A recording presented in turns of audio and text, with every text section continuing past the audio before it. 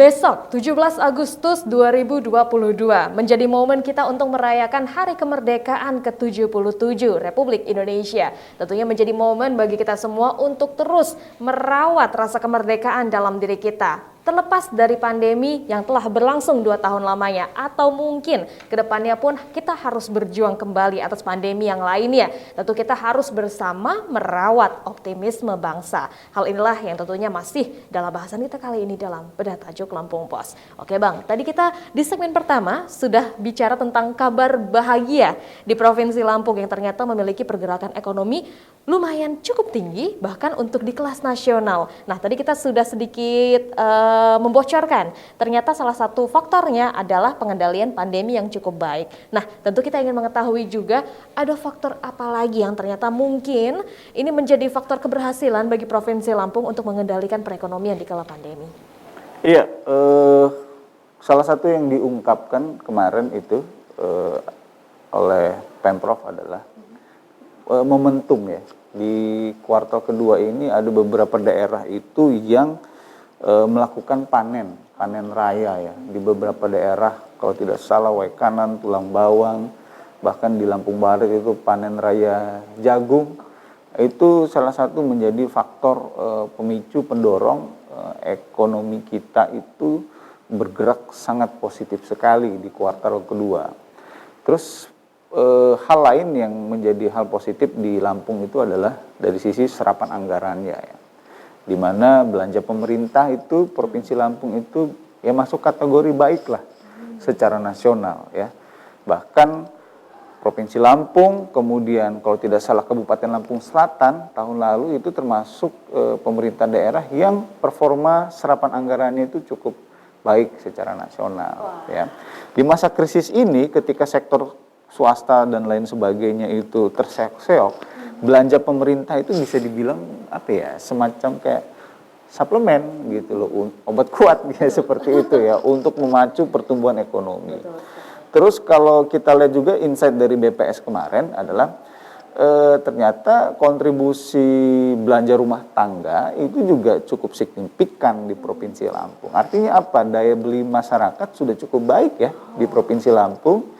Dan daya beli itu bisa dirawat sama pemerintah apabila misalnya berbagai program bantuan itu terlaksana, berjalan dengan baik, dengan cepat, dengan efektif. Nah, kalau misalnya konsumsi rumah tangga itu ada dan bergerak, ya, otomatis perekonomian itu akan berputar dengan sendirinya. Betul, karena ekosistemnya masih baik ya, gitu ya. Karena apa yang diproduksi oleh produsen itu dibeli oleh konsumen, ya, perputaran uang terjadi. Wah, tentunya kita harus menjaga nih supaya ekosistem tersebut juga masih baik, masih ada daya beli masyarakat, kemudian juga produsen yang tentunya bisa untuk terus meningkatkan produktivitasnya karena barang-barangnya juga diminati oleh masyarakat. Nah, tentunya kita juga bicara tentang belanja daerah tadi. Dalam paripurna sendiri APBD sudah ada beberapa proyeksi ya Bang pastinya. Nah, bagaimana Abang sendiri menanggapinya?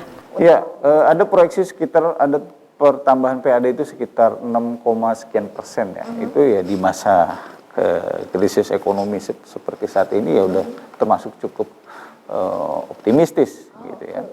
Nah, cuma yang paling penting adalah dalam pengelolaan anggaran ini ya selain menggenjot serapannya nah ini juga faktor kunci ya. Kenapa ekonomi kita bisa bergerak positif? Karena ada keberpihakan pemerintah untuk membelanjakan anggaran pemerintah itu bagi produk-produk lokal, ya terutama produk-produk UMKM, koperasi lokal. Ya. Bahkan haram hukumnya pemerintah pusat, daerah, kementerian dan lain sebagainya itu menggunakan anggaran pemerintah untuk belanja barang impor. Artinya apa? Perputaran uang itu terjadi tetap di dalam negeri. Oke, ini tentunya sebuah gebrakan luar biasa dari Kementerian Dalam Negeri dan juga kepada provinsi, kabupaten, kota juga tentunya untuk mewajibkan supaya kita bisa membelanjakan anggaran pada produk dalam negeri ya Bang ya, luar biasa. Nah, seperti apa selanjutnya tentunya langkah yang harus dilakukan oleh masyarakat Lampung dan juga beberapa instansi lainnya supaya kita bisa bersama-sama terus menjaga asa dan juga semangat optimisme bangsa ini terutama dalam hal perekonomian. Iya, bisa kita bilang apa yang coba dibangun oleh pemerintah, baik pusat maupun provinsi, untuk menjaga performa pertumbuhan ekonomi bangsa maupun di provinsi ini sudah on the track. Tinggal bagaimana menjaga ini tetap berjalan sesuai pada jalurnya.